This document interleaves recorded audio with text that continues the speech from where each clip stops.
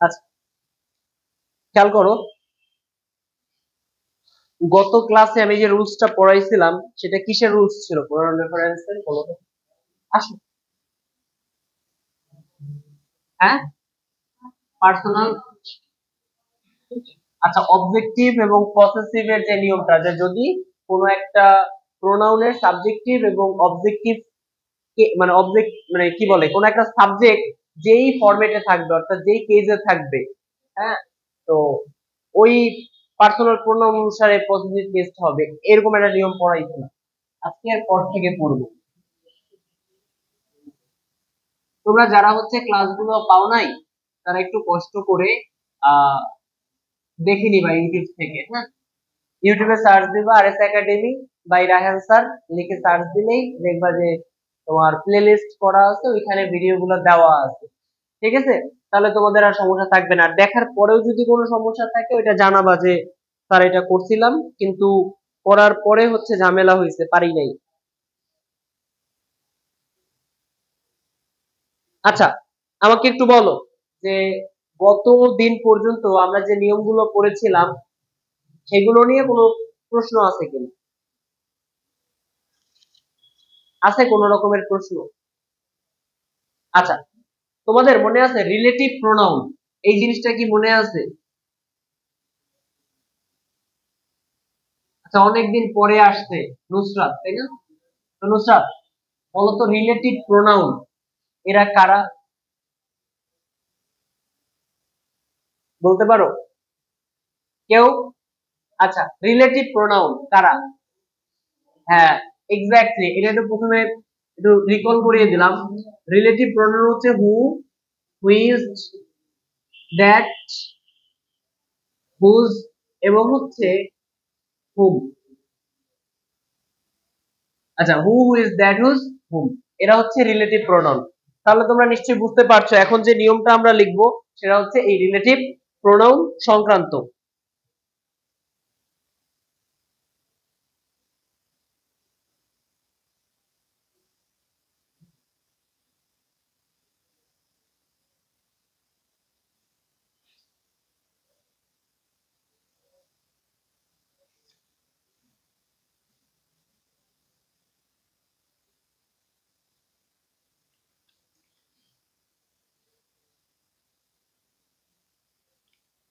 আচ্ছা, কথা না প্লিজ, কথা বলো না।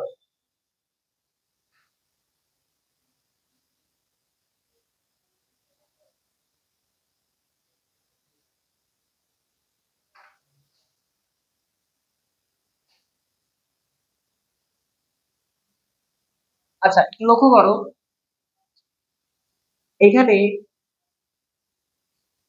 দেখো আমরা এই যে হু, এই হুটা দ্বারা বুঝাই মূলত ব্যক্তিকে, অর্থাৎ ব্যক্তিবাচক যদি কোনো সাবজেক্ট থাকে সেই ব্যক্তিবাচক সাবজেক্টের ক্ষেত্রে আমরা হু ব্যবহার করি। হুইচ এবং দ্যাট এরা হচ্ছে বস্তুবাচকের ক্ষেত্রে ব্যবহার করা হয়ে থাকে। ঠিক আছে, এটা একটু মাথায় রাখবা, আমাদের নিয়মের ক্ষেত্রে কাজে লাগবে। এবং আমরা আরেকটা জিনিস জানবো, সেটা হচ্ছে অ্যান্টিসিডেন্ট। অ্যান্টিসিডেন্ট, অ্যান্টিসিডেন্ট জিনিসটা আসলে কি, এটা কেউ জানো? অ্যান্টিসিডেন্টের প্রকৃত বাংলা অর্থ হচ্ছে পূর্বসূরি। অ্যান্টিসিডেন্টের বাংলা অর্থ হচ্ছে পূর্বসূরি, অর্থাৎ যেটা পূর্বে বসে, যেটা হচ্ছে কোথায় বসে, পূর্বে বসে। আচ্ছা, এটা মাথায় রাখবা। আচ্ছা, এই যে রিলেটিভ প্রোনাউন আমরা পড়লাম না, একটু খেয়াল করো, নিয়মটা হচ্ছে এরকম যে স্ট্রাকচারটা কি,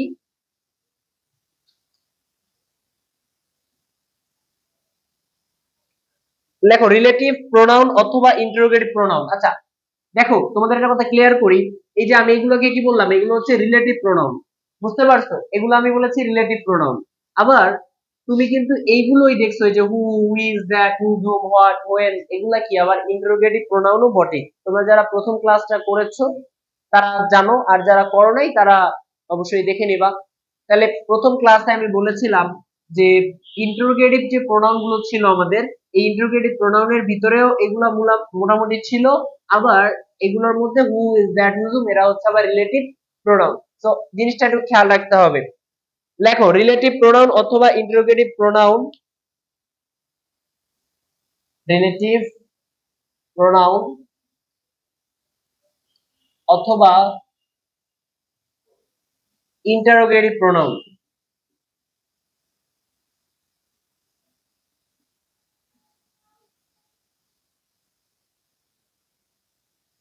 রিলেটিভ প্রোনাউন অথবা ইন্টারোগেটিভ প্রোনাউন এ ব্যক্তিবাচক কর্তায়, এ ব্যক্তিবাচক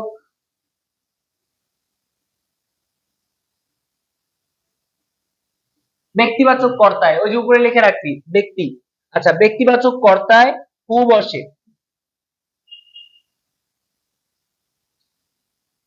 ব্যক্তিবাচক কর্তায় কি হু বসে। আর তাহলে বলো তো বস্তুবাচক কর্তায় কি বসবে? হ্যাঁ, হুইচ অথবা দ্যাট লেখো। এবং বস্তুবাচক কর্তায় হুইচ অথবা কি বসে বলতো?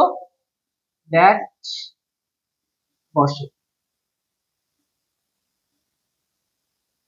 আচ্ছা, হুইচ অথবা দ্যাট বসে, এটা কি বুঝতে পারছো? আর আরেকটা জিনিস খেয়াল রাখবে, এখানে একটা নোটা বেনি আছে এনবি। তোমরা একটা শব্দ শুনেছিলে যে this that this those, relative pronoun, sorry এগুলো ছিল আমাদের ডেমনস্ট্রেটিভ প্রোনাউন। তাহলে এই জিনিসটা এখন লিখবো যে যদি দোজ সাবজেক্ট হিসেবে বসলে দোজ এর পরে হু হুইজ বসবে। দোজ, তোমরা এরকম একটা লাইন পড়ছো না যে দা পারসন দোজ হু, হ্যাঁ দোজ হু যারা, the student those who, the students those who study properly can make a good result in the exam, যারা ভালো করে পড়াশোনা করে তারা পরীক্ষায় ভালো রেজাল্ট করতে পারে। সো সেই জিনিসটাই এখানে লেখা আছে, দো সাবজেক্ট হিসেবে যদি বসে,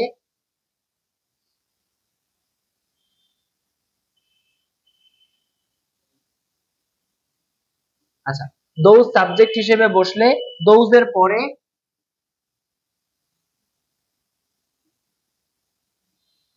হু অথবা হুইচ বসে। আচ্ছা, আমি আরো একবার বলি যা যা লিখছি, খুব ছোট ছোট কয়েকটা কথা। প্রথমত হচ্ছে দেখবা যে যদি কোনো রিলেটিভ প্রোনাউন অথবা ইন্টারোগেটিভ প্রোনাউনে ব্যক্তিবাচক কর্তা যদি থাকে, তাহলে ব্যক্তিবাচক কর্তার পরিবর্তে হু বসবে, ব্যক্তিবাচক এর পরিবর্তে হু। আর যদি বস্তুবাচক ব্যবহার করতে হয় তাহলে হবে হুইচ অথবা দ্যাট। আর যদি দোজ সাবজেক্ট হিসেবে থাকে তাহলে দোজ এর পরে যদি ব্যক্তিবাচক থাকে তাহলে হু। আর যদি বস্তুবাচক থাকে তাহলে দোজ এর পরে ব্যবহার করতে হবে হুইচ। এতটুকু কি বুঝতে পারছো সবাই? এক্সাম্পল দেই তাহলে তোমাদের জন্য একদম সহজ হয়ে যাবে। তোমরা গিয়াসউদ্দিন আজম শাহের নাম শুনছো? দেখো নিচে, আচ্ছা নিচেই লিখি, Ghiyasuddin Azam Shah was a just,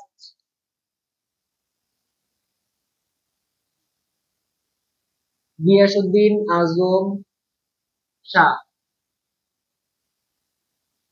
Ghiyasuddin Azam Shah was, Ghiyasuddin Azam Shah was a just and kind sultan. Just মানে কি? ন্যায়পরায়ণ, কাইন্ড সুলতান। আচ্ছা, just and kind sultan of Bengal, সে ছিল বাংলার সুলতান। বেঙ্গল মানে হচ্ছে বাংলা। এর পরের লাইন দেখো, হুইচ অল স্কিলড, এখানে লেখা আছে which,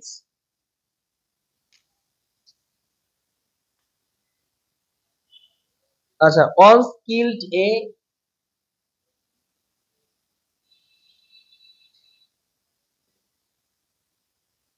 widows son with, widows sons with an arrow, with an arrow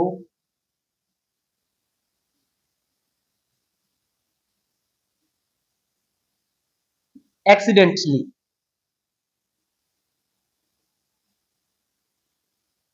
while hunting a deer in the forest.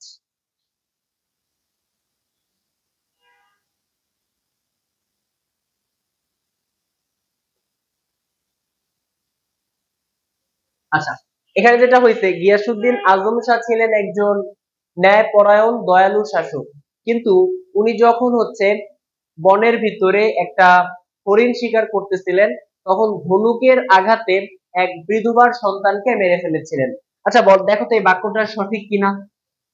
Giasuddin Azam Shah ওয়াজ, আচ্ছা এখানে ওয়াজ দুইবার লিখে ফেলছি, ওয়াজ এ জাস্ট এন্ড কাইন্ড সুলতান, সে একজন ন্যায়পরায়ণ এবং দয়ালু শাসক অফ বেঙ্গল, বাংলার, হুইচ অল স্কিলড, এটা কি হবে? এই যে এখানে যে হুইচটা রয়েছে, এই হুইচটা মূলত বুঝাইছে গিয়াসউদ্দিন আজম শাহকে, তো গিয়াসউদ্দিন আজম শাহ তো ব্যক্তি, তাহলে ব্যক্তি হওয়ার কারণে আমরা এই হুইচের রিপ্লেসমেন্টে ব্যবহার করতে পারবো হু। তাহলে কথাটা হবে কি, Ghiyasuddin Azam Shah was a just and kind sultan of Bengal who all skilled, যে একবার হত্যা করে ফেলেছিল। তাহলে যেহেতু গিয়াসউদ্দিন আজম শাহ বোঝানো হয়েছে, সেহেতু আমি এখানে ব্যবহার করলাম হু। এইবার সঠিক আছে, তাহলে বুঝতে পারছো কথাটা। পরবর্তী এক্সাম্পলে যাব, কাজটা কই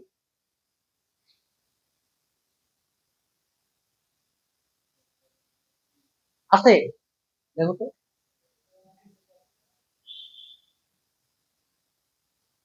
আচ্ছা একজন একটা ডাস্টার নিয়ে আসো, যাও, যাও তুমি যাও। আচ্ছা এই পর্যন্ত বুঝতে কারো সমস্যা আছে? আমরা আরেকটা এক্সাম্পল লিখবো।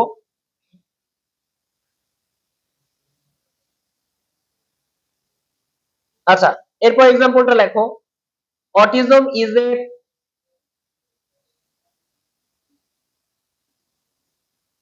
আচ্ছা autism is a physical disorder.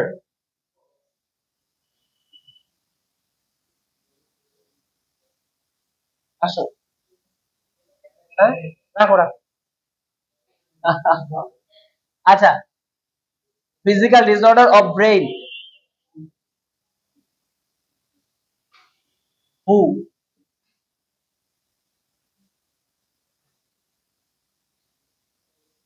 আচ্ছা who causes a lifelong development, causes a life long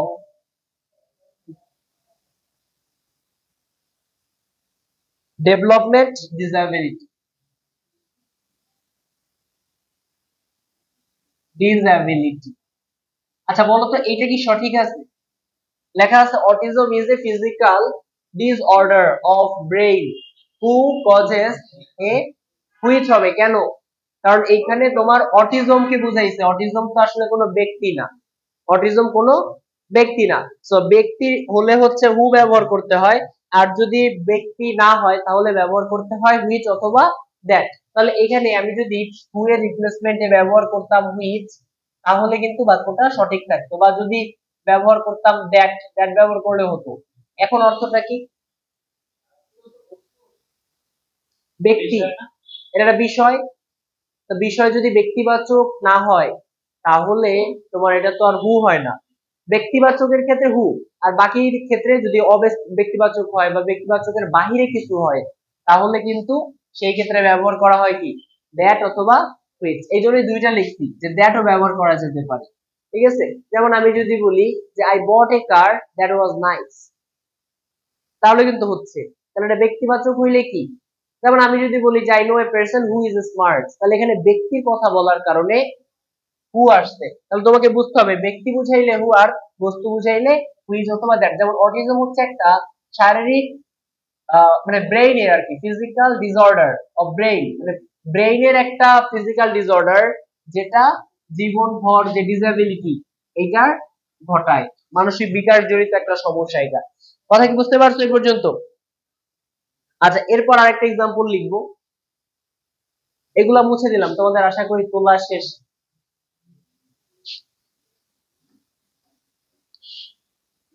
একটু বুঝে নিবা, কারণ এই টপিকটা হচ্ছে একদম নতুন, প্লাস হচ্ছে আসবে ইনশাআল্লাহ, অনেক আগে ছিল। লেখো, দো the autistic children,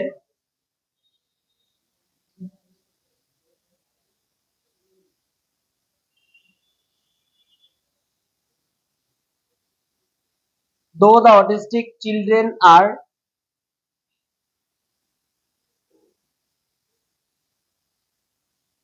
children are quite, though the autistic children are quite different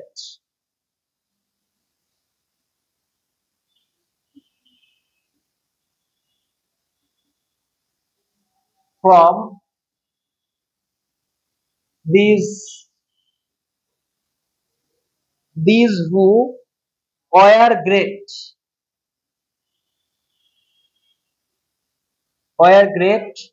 in their lifetime.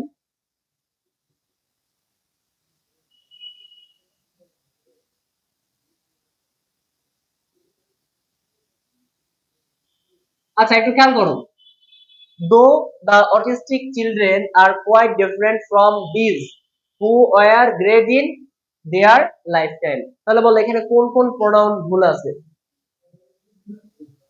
খালি হ্যাঁ, তাহলে এখানে দেখো আমরা জানি কি এই যে these আছে না, খেয়াল করো, though the autistic children are quite different, যদিও অটিস্টিক যে বাচ্চারা রয়েছে, অটিজমে আক্রান্ত সেই বাচ্চারা হচ্ছে quite different from সেই সব ব্যক্তি থেকে। তাহলে যদি আমাদের হু রিলেটিভ প্রোনাউনের আগে কোনো সাবজেক্টিভ ফর্ম বসাইতে হয়, তাহলে দিস এর পরিবর্তে কি ব্যবহার করতে হয় জানো? নোটামেন্টে লিখছিলাম কি দোজ ব্যবহার করতে হয়, তাহলে দিস হু হয় না, ব্যবহার করতে হবে দোজ হু। তাহলে লিখলাম কি দোজ হু, তাহলে এই দিসটা হবে না, এটা হচ্ছে ভুল।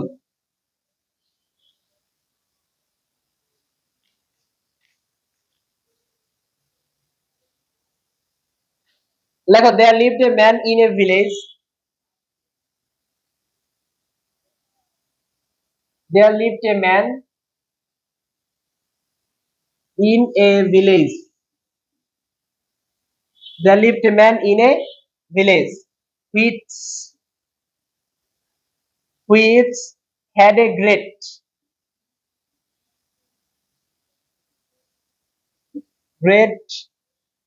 attraction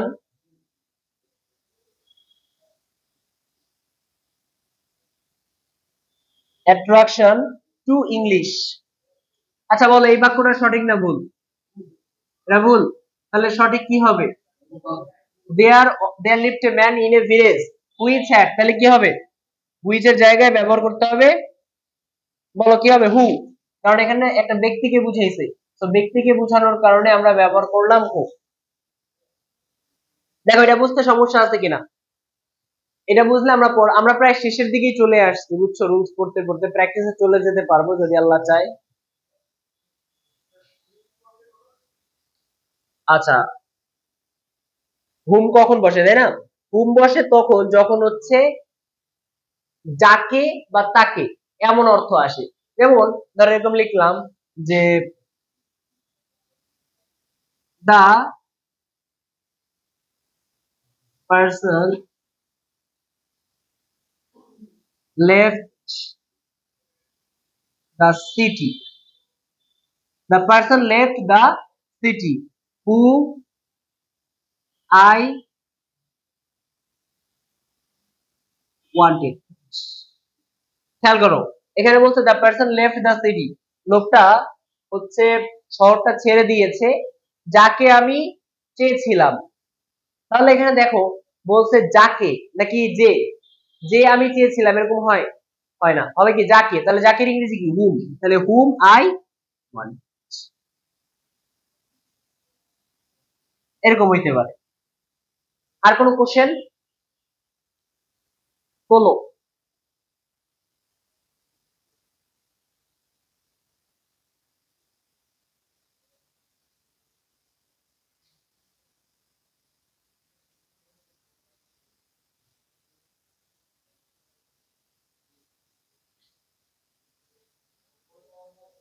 কোনটা? উপরেরটা বলতে এটা নিয়ে সমস্যা তোমাদের? এখানে লেখা আছে though the autistic children are quite different from dash who, তাহলে এখানে আমরা লিখছিলাম দিস হু, আসলে দিস হয় না, আমাদের কথাটা ছিল যদি কোনো একটা তোমার রিলেটিভ প্রোনাউন হু বা হুইচ এর পূর্বে যদি সাবজেক্ট হিসেবে দিস থাকে তাহলে আমরা ব্যবহার করবো দোজ, কারণ দিস হু বলতে কোনো কথা নাই, দোজ হু অথবা দোজ হুম এইরকম আসবে। এই জন্য এইটাই তো কথা। না, ওইটা হবে না, তখন দৌড় হবে। যে স্পষ্ট আমি তো লিখেই দিছি নিয়মটা, যে নোটা বেনি দিয়ে লিখছিলাম না, এটা কি লেখা আছে সুরভি পড়ো দেখি খাতাটা, পড়ো পড়ো কি লিখছি ওই নোটা বেনির পরে। হ্যাঁ, দৌদের পরে হু অথবা হুজ বসবে। কথা বুঝতে পারছো? বসো বসো। আচ্ছা, এখনো সমস্যা আছে তুহিন? সমস্যা না থাকলে আমি হচ্ছে পরের নিয়মে চলে যাব।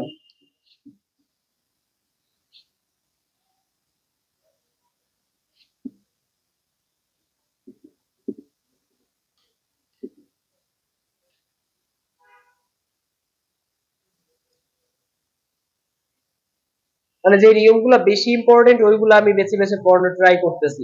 দেখো ইচ এর পূর্বে তোমরা জানো যে ইচ, আচ্ছা ইচ কোন প্রোনাউন? ইচ এটা কোন প্রোনাউন? একটা ডিস্ট্রিবিউটিভ প্রোনাউন। আচ্ছা দেখো এখানে লেখা আছে ইচ এর পূর্বে অ্যান্টিসিডেন্ট না থাকলে,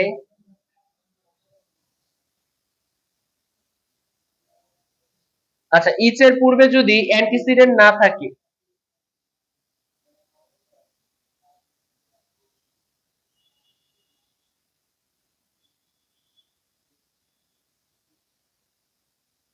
প্রোনাউনটা সবসময় সিঙ্গুলার হবে।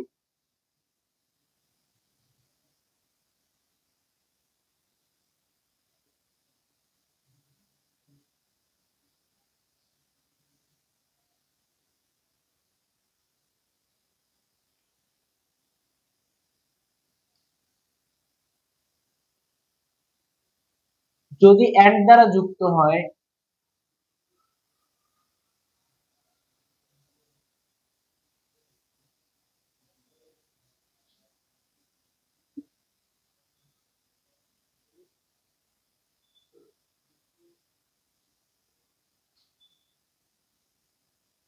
যদি এন্ড দ্বারা যুক্ত একাধিক নাউনের পূর্বে,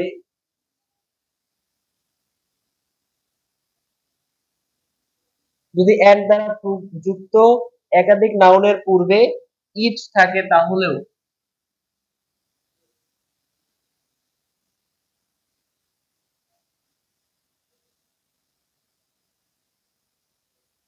প্রোনাউনটা সিঙ্গুলার হবে। এই এরকম একটা নিয়ম কিন্তু আগেও পড়ছিলাম আমরা।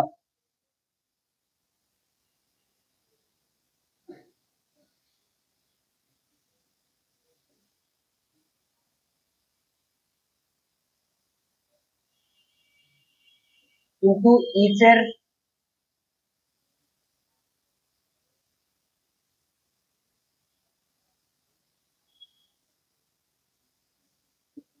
কিন্তু ইচের পূর্বে অ্যান্টিসিডেন্ট থাকলে,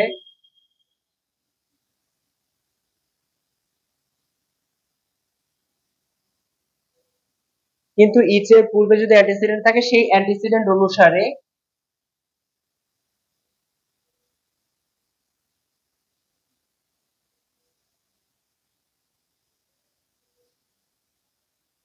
সেই অ্যান্টিসিডেন্ট অনুসারে প্রোনাউন হবে।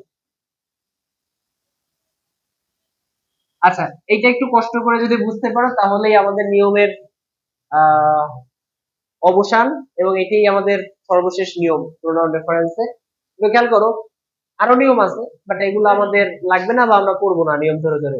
যেগুলো টপ রেটেড বা খুব পরীক্ষায় আসবে সেই সব জিনিসগুলো নিয়ে আলোচনা করলাম।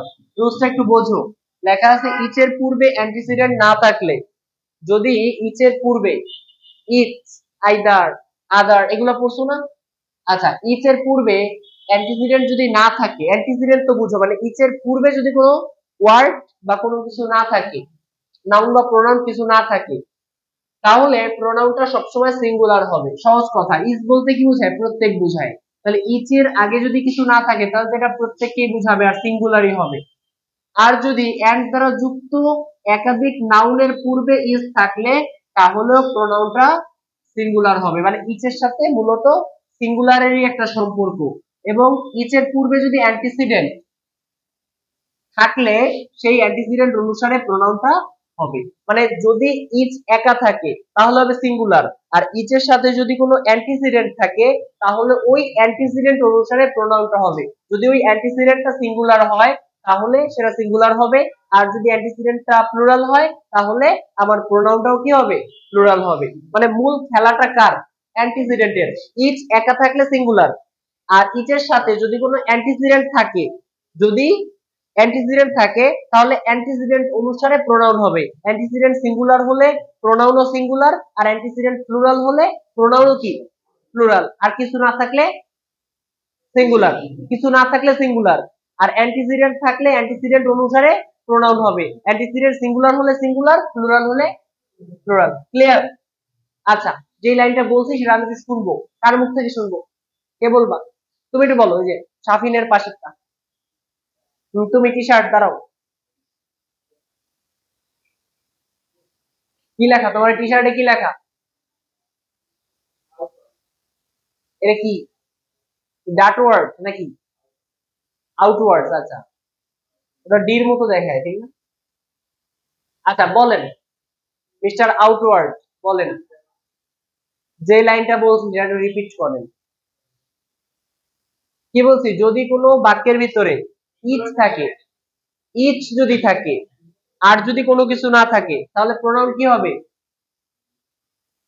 বলো শুনে শুনে। হ্যাঁ শাফিন দাঁড়াও, বলো। ইচ যদি থাকে, তোমারে বসতে বলি নাই, তুমিও দাঁড়াও। হ্যাঁ বলো। সিঙ্গুলার হবে। আর যদি অ্যান্টিসিডেন্ট থাকে তাহলে কি হবে? না, যদি অ্যান্টিসিডেন্ট থাকে তাহলে অ্যান্টিসিডেন্ট অনুসারে প্রোনাউনটা হবে। অ্যান্টিসিডেন্ট যদি সিঙ্গুলার হয় তাহলে কি, প্রোনাউনও সিঙ্গুলার, আর অ্যান্টিসিডেন্ট প্লুরাল হলে প্রোনাউনও। বসো, এবার তুমি বলো। অ্যান্টি না, আচ্ছা অ্যান্টিসিডেন্ট বলো তারপর।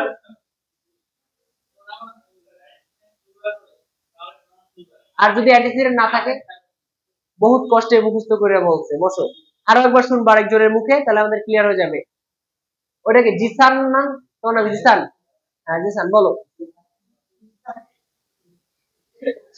হ্যাঁ যদি ইজ থাকে সিঙ্গুলার হবে, সহজ কথা।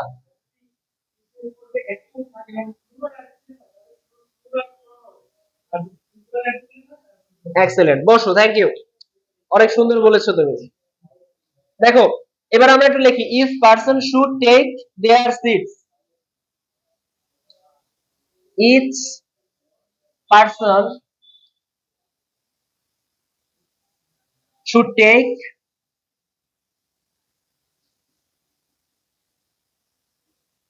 দেয়ার সিটস, এটা ঠিক করো কি হবে?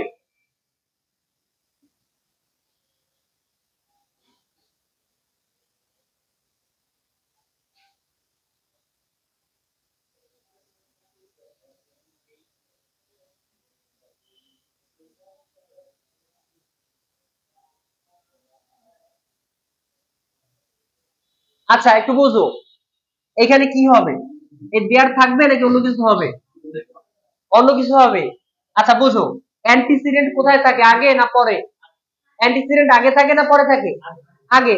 পূর্বসূরি বলছি, মানে পূর্বে থাকে। তাহলে আবার ইজ কোনটা, এইটা। পূর্বসূরি বইবে কই, এইটা হচ্ছে পূর্বসূরির, ধরো এই যে কি বলে, ধরো এটা হচ্ছে পূর্বসূরি সাহেবের সিট, এই এই হচ্ছে সিট, এই ধর হচ্ছে সিট পূর্বসূরির। হ্যাঁ ডিজিটাল সিট আর কি, তিন পায়ার। এখন পূর্বসূরি সাহেব কি এখানে বসবে না, এখানে বসবে কিনা? তাহলে এই জায়গাটা, এই সিটটা ফাঁকা নাকি ভরা? ফাঁকা। তার মানে এই ইচের সাথে অ্যান্টিসিডেন্ট হিসেবে কিছু নাই, তাহলে আমার অবশ্যই কি হবে, সিঙ্গুলার। এটি কিছু না থাকলে সিঙ্গুলার, তাহলে এখানে হবে কি, হিজ অথবা হার। তাহলে অ্যান্সার কি আসবে, যে each person should take his অথবা হার সিটস। যে কোনো একটা লিখবা, অবলিকের অপশন তোমাদের জন্য না। শুধুমাত্র প্রোনাউন না, কোথাও কোনো ব্যাকরণে অবলিক দিয়ে কিছু লিখবা না। ধরো সিনোনিম অ্যান্টোনিম বলো, বা রাইট ফর্ম অফ ভার্বে অনেক সময় হয় কি দুইটা উত্তর হয়। যদি এরকম সম্ভাব্য দুইটা উত্তর থাকে, তুমি যেটা ভালো মনে হয় তোমার কাছে সেটা লিখবা। দুইটা উত্তর হুবহু লিখে তোমার হচ্ছে অবলিক দিবা না। ক্লিয়ার? তাহলে ভুলের সম্ভাবনা বেশি থাকবে। এরপরের এক্সাম্পলটা দেখো, দ্য চিলড্রেন ইট,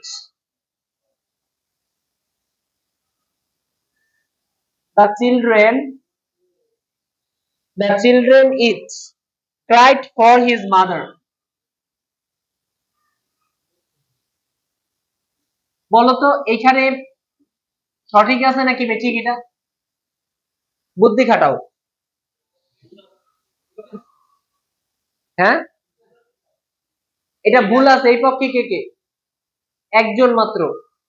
এটা ঠিক আছে, এর পক্ষে একজন মাত্র। ভুলের পক্ষে কয়জন? একজন, দুইজন, তিনজন। আচ্ছা, এটা ভুলও সঠিকও, এই পক্ষে কে কে? ভুল না, অপশন তো দিতে হবে, তোমরা হাত তুলতেছো না। এটা ভুলও সঠিকও, এই পক্ষে কে কে? আচ্ছা, এটা ভুলও না সঠিকও না, এই পক্ষে কি? কেউ নাই, নিরপেক্ষ, তাই না? সুবিধাবাদী। আচ্ছা দেখো, এইখানে মূল খেলাটা হচ্ছে ইচের। এই ইচের পূর্বে হলো এই হলো সিট। বলো, এইটা হচ্ছে অ্যান্টিসিডেন্ট, আছে না নাই? যদি অ্যান্টিসিডেন্ট থাকে তাহলে প্রোনাউন কি অ্যান্টিসিডেন্ট অনুসারে হয় কি হয় না? হয়। তাহলে এই যে প্রোনাউনটা, এইটা হবে এই অনুসারে। এখন আসেন একটু দেখি, আমরা কিন্তু একটা শব্দ জানি যে বাচ্চার ইংরেজি কি? চাইল্ড। এইটা হচ্ছে আমার সিঙ্গুলার। চাইল্ড কি? সিঙ্গুলার। এবং এটার প্লুরাল ফর্ম হচ্ছে চিলড্রেন। চিলড্রেন হচ্ছে প্লুরাল। এখন ভালো করে বুঝো, যদি এইটা প্লুরাল হয় তাহলে আমার এখানে যে প্রোনাউন, এটা সিঙ্গুলার হবে নাকি প্রোনাউন হবে, মানে প্লুরাল হবে? এটা প্লুরাল হবে, তাহলে হিজ এর জায়গায় ব্যবহার করব দেয়ার। এই তো মাশাআল্লাহ, খুব সুন্দর পেরেছো তোমরা। এরপরে আরেকটা এক্সাম্পল দেই, দেখো দেখি এটা পারো কিনা। লেখো, these two friends are every, লেখো these two friends are, এবং এটি সর্বশেষ example. these two friends are very sincere.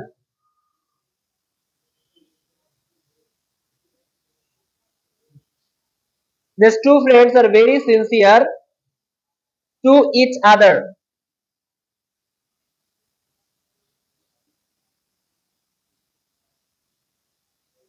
To each other, and each of them is,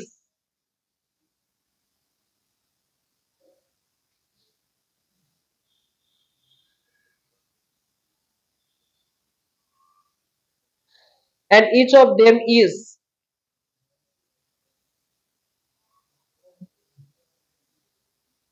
ready to do anything.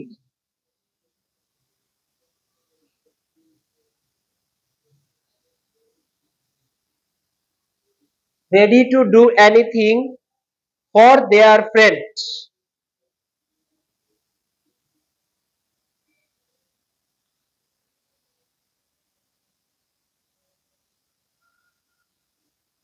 করো এটা। এটা দেখো তো প্রোনাউন কোথাও সঠিক, মানে প্রোনাউন কি কোথাও বেঠিক আছে কিনা, বাক্যটা ভুল। তাহলে কোথায় ঠিক করা লাগবে বলো? কি?